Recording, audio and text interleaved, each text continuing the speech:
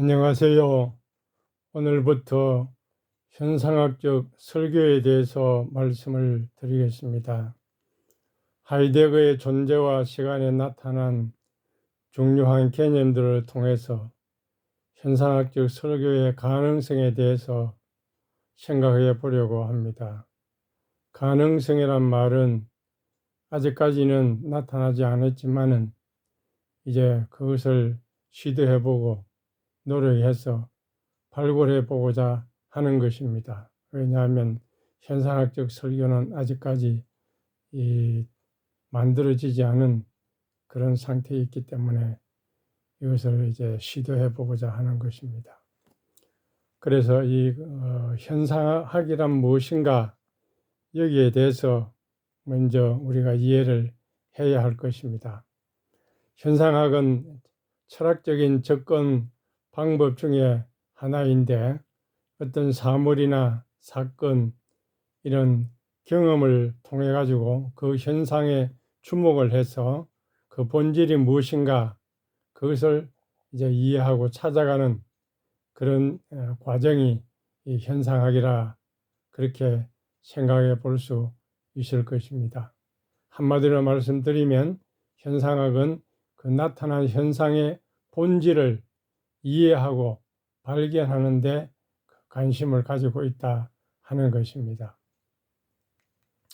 하이데거는 이 현상학을 그 현상과 로고스라고 하는 두 가지 요소를 바탕으로 규정을 하고 있습니다. 현상학이란 자신을 내보내고 보여주고 있는 그 현상, 그 자체로서 또 보이게 해주는 로고스, 이 두 가지 작업이라고 그렇게 생각하는 것입니다. 현상이라고 하는 그 단어는 그리스의 원어의 파이노메논인데 이 파이노메논은 이제 파이네스타이라고 하는 그 동사에서 온 것인데 이 뜻은 자신을 내보여주다 하는 그런 뜻입니다. 그렇기 때문에 이 현상학이라는 것은 자신을 그 자체에서 내보여주는 것이라 그렇게 말씀을 드릴 수 있을 것입니다. 또 이 현상이란 그 말에는 자신을 보여주는 것뿐만 아니고 자신을 자신이 아닌 것으로 보여주는 것도 현상이라고 합니다. 이것을 이제 가상이라고 말을 합니다.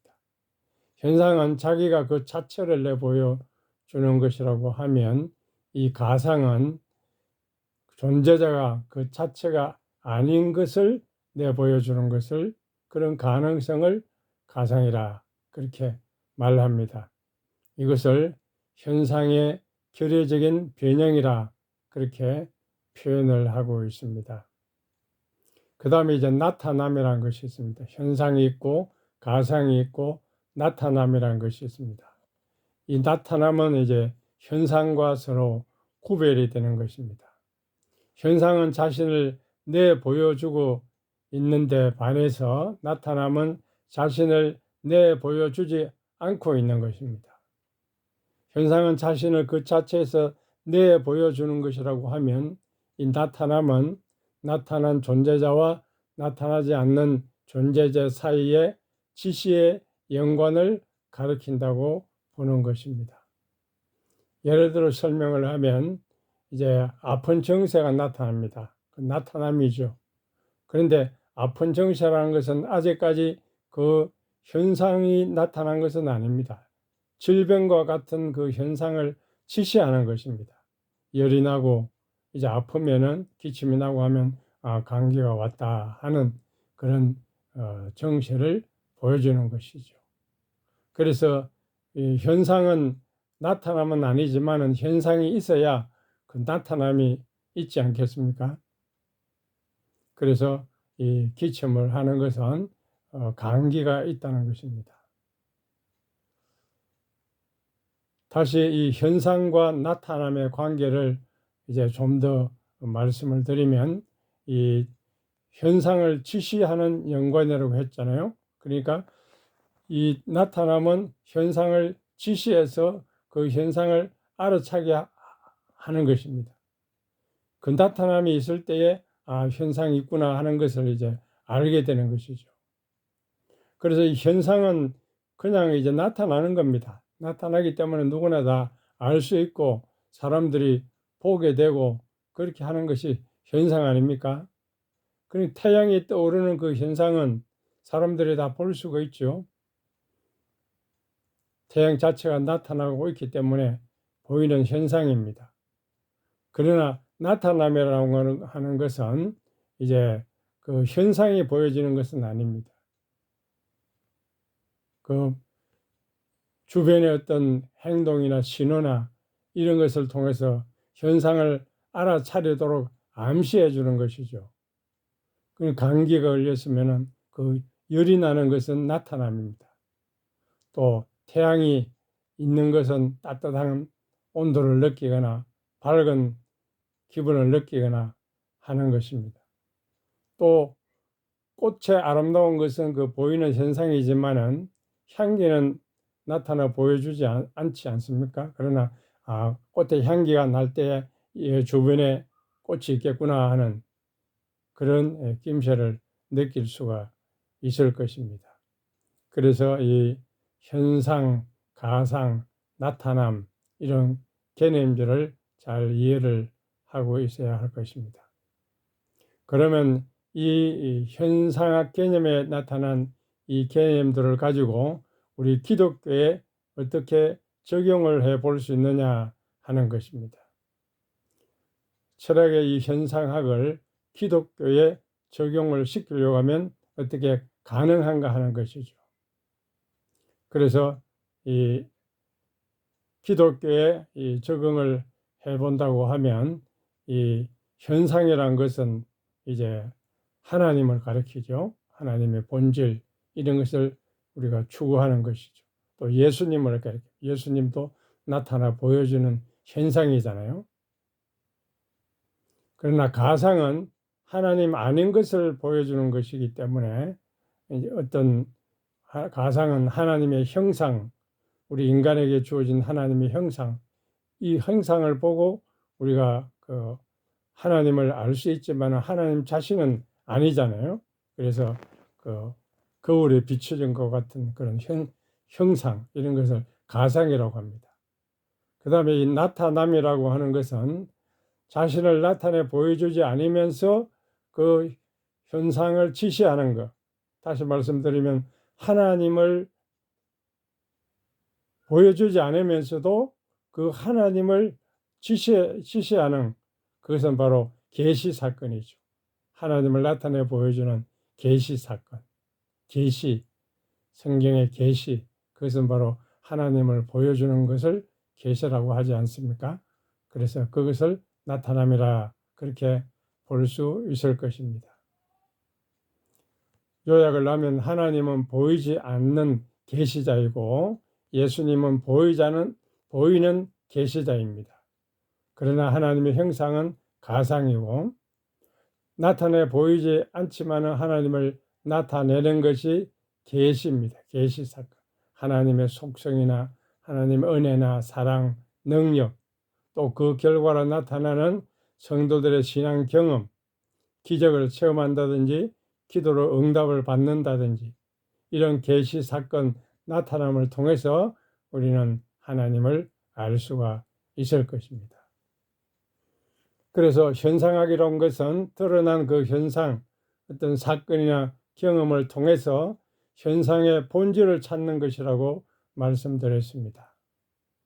그렇기 때문에 어떤 가상이나 나타남에서 현상을 찾아내어야 하는 것이죠. 그게 현상학적인 작업입니다. 가상에서 현상을 알려고 하면은 나타남의 그 지시 연관을 알아야 하겠죠. 또 병의 증상에서 질병을 알려고 하면은 그 증상을 가지고 의사를 찾아가서 의사의 진찰을 받아서 이것은 감기 때문에 일어난 증상이구나. 그것을 이제 알게 되는 것이죠. 우리의 관심은 이 성경에서 하나님을 아는 것입니다.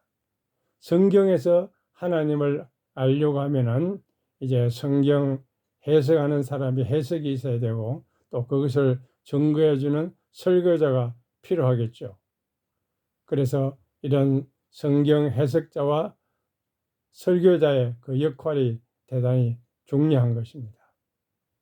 그래서 성경을 해석하고 설교하려고 하면 성경의 전체적인 맥락을 이해를 해야 됩니다. 성경의 전체적인 맥락을 이해하지 않고 어떤 특정 구절만을 가지고 그것을 설교를 한다고 하면 오해의 소지가 따를 수가 있습니다. 해당 그 구절은 성경 전체의 책 속에 들어있는 전체의 맥락 속에 들어있는 것이기 때문에 성경 전체의 맥락을 먼저 이해를 해야 됩니다. 그 다음에 원어 성경, 히브리어, 헬라어 가능하면 이것을 읽고 이해하는 것도 중요합니다. 또 그렇지 않으면 그 원어 성경을 이해할 수 있는 그런 어떤 사전에 대한 도구를 활용할 수도 있습니다. 또 그렇지 않으면 번역 성경들은 많지 않습니까? 한글 성경 말고도 영어 성경, 불어 성경, 독일어 성경 이런 것을 대조해 가면서 연구하는 것도 필요할 것입니다. 그 다음에 성경의 문맥과 역사적인 배경을 고려해야 됩니다. 성경 구절을 이해할 때는 그 문맥이 중요합니다. 해당 문맥에서 그 구절의 내용을 이해할 수가 있습니다. 또 그 성경 본문이 기록된 시기의 역사적인 배경, 그 시기의 사회와 문화와 그런 역사적인 사건들을 이해하면은 성경 메시지를 더 잘 이해할 수가 있을 것입니다. 그 다음에 신학적인 배경을 고려를 해야 됩니다. 기독교 신앙의 교리와 신학의 그 원칙을 이해하고 성경 구절을 이해할 때에 그 성경을 올바로 이해할 수가 있는 것입니다. 예를 들면 특별히 구속 중심으로 성경을 이해하기 위해서는 기독론 교리를 알아야 됩니다. 구원 교리를 알아야 됩니다. 이것을 이해하지 못하고 알지 못하면 성경은 그저 읽고 교훈을 받는 어떤 도덕적인 교훈, 모범적 교훈 그거밖에 되지 않습니다. 성경은 우리의 구원을 위해서 주어진 책이기 때문에 이런 구속 중심으로 이해하는 것이 중요합니다. 그 다음에 성령의 도움을 구해야 됩니다. 성경은 하나님의 감동으로 기록되어 있기 때문에 우리가 기도하고 성령의 도움을 구할 때만이 그 성경을 읽고 잘 이해할 수가 있는 것입니다. 그리고 이제 이것을 실생활에 적용하는 것을 이제 고려를 해야 됩니다. 성경의 가르침은 우리의 신앙의 지침서이지만은 또한 삶의 지침서이기 때문에 현실적으로 이 성경 말씀을 삶에 적용하는 그런 방법을 고려해야 됩니다. 그리고 설교를 할 때는 소통 능력을 강화해야 됩니다.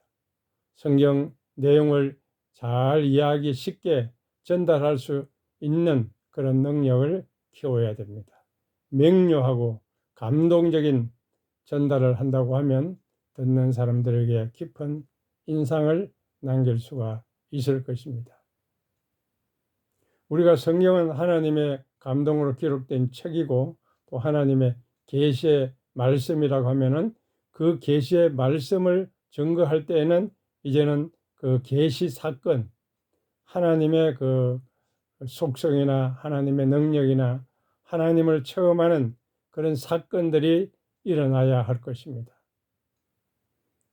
설교를 하고 성경을 가르쳤는데 아무런 반응이 없고 아무런 은혜도 없고 깨달음이 없다고 하면 그 아무런 소용이 없는 것이죠. 그래서 설교에는 계시 사건이 일어나야 된다.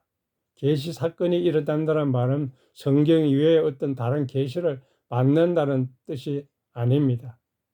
성경 해석자나 설교자를 통해서 이 계시의 말씀이 증거될 때에 하나님 자신이 더 우리에게 이해가 되고 하나님의 그 속성, 은혜와 사랑, 지혜 이런 것들이 우리에게 더 밝혀지고 그 하나님과 교제가 깊어지는 그런 관계를 가리키는 것입니다.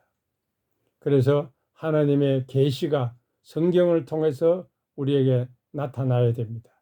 하나님의 뜻과 계획을 알아야 되고 하나님의 구원 역사와 하나님의 은혜를 또 하나님의 예언이나 가르침을 그 성경이 보여주기 때문에 그것을 우리가 알아야 됩니다.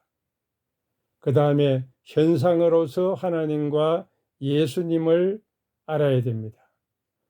성경을 통해서 전해지는 하나님과 예수님의 그 현상, 그 특성, 행동, 가르침, 이것을 현상학적인 관점에서 하나님과 예수님을 이해할 수가 있어야 된다는 말씀입니다. 그래서 그렇게 하면은 하나님의 존재와 특성을 더 깊이 이해하고 경험할 수 있는 내용이 될 것입니다. 그래서 우리는 성경 말씀을 통해서 하나님을 경험하고 예수님을 체험하고 그 은혜를 체험해야 할 것입니다. 성경 해석자나 설교자는 성경 그 텍스트를 통해서 하나님의 계시를 전달하기 때문에 이것을 듣는 자들은 하나님을 이해하고 경험할 수 있도록 도와주는 중요한 역할을 수행해야 하는 것입니다. 그런데 문제는 우리가 실제로 그 성경 말씀을 통해서 하나님을 경험하고 예수님을 어떻게 실제적으로 경험하고 만날 수 있을까 하는 것입니다. 이것은 아주 중요한 것이죠. 하나님과 예수님을 이해하고 만나거나 경험하는 이것은 기독교 신앙의 중요한 주제 중에 하나가 될 것입니다. 그렇게 하기 위해서 우리는 성경을 깊이 있게 이해를 해야 됩니다. 성경에 나타난 하나님의 특성이나 뜻이나 계획 이런 것들을 깊이 이해를 하고 또 성경 말씀을 통해서 하나님의 성품이나 인자함이나 거룩함이나 이런 것을 잘 이해하고 또 하나님의 그 존재를 깊이 실감할 수 있어야 됩니다. 그리고 예수 그리스도의 죽음과 부활의 은혜를 체험해야 됩니다. 성경은 예수 그리스도의 죽음과 부활을 중심으로 구원을 가져다 주는 그런 책입니다. 그렇기 때문에 예수님의 죽음과 부활을 통해서 우리의 죄가 사함받고 새 사람이 되는 이런 놀라운 역사가 일어나야 하는 것입니다. 그래서 구속 중심으로 설교를 하면은 그 예수님의 십자가 부활이 나타나게 되겠죠. 또 우리가 성찬 예식을 통해서 우리가 주님의 십자가와 부활에 연합하는 그 사건이 일어납니다. 그래서 예수님의 십자가와 부활과 그 죽음에 연합하는 그런 관계가 일어나는 것입니다. 그 다음에 성령의 역사와 동행하는 것이 중요합니다. 성령님은 우리에게 하나님의 은혜와 사랑을 알리고 또 역사해서 우리에게 주어지게 하고 우리를 변화시켜 나가는 그런 역사를 성령께서 행하십니다. 그러므로 성령님과 교통하면서 성령의 인도를 따라가는 것이 우리의 신앙 체험의 중요한 요소가 될 것입니다. 그리고 기도와 영적인 실천이 필요합니다. 기도는 하나님과 교통하는 수단이죠. 기도를 통해서 하나님과 교통하고 하나님의 뜻을 탐구하고 예수님과 교제를 나눌 수가 있습니다. 또 영적인 실천도 중요합니다. 성경 공부를 하고 예배에 참여하고 선한 일을 하고 사랑을 실천하는 이런 것들도 하나님과 더욱더 교제하는데 신앙을 강화하는데 도움이 되는 것입니다. 하나님의 사랑과 은혜에 대해서 서로 이야기하고 감사하고 찬양할 수가 있습니다. 그래서 교회 공동체에 참여해서 우리는 서로 교제할 때 함께 예배하고 기도하고 교제를 나누는 가운데 그 하나님과의 관계가 강화될 수가 있고 하나님의 사랑과 은혜를 더욱 체험해 나갈 수가 있을 것입니다. 이런 접근 방법들이 바로 우리가 하나님과 교제를 통해서 예수님과 관계를 강화하고 하나님의 존재를 실제적으로 이해하고 경험할 수 있도록 도와주는 것이라고 할 수 있을 것입니다. 말씀을 마치려고 합니다. 오늘 우리가 이 현상학이 무엇인가, 그 현상학이 우리 기독교에 어떻게 적용할 수 있는가, 특별히 성경 해석과 설교를 통해서 이것이 어떻게 우리에게 유익을 가져다 주는가, 거기에 대해서 말씀을 드렸습니다. 이제 다음 계속해서 이 현상학적 설교에 대해서 말씀을 드리려고 합니다. 감사합니다.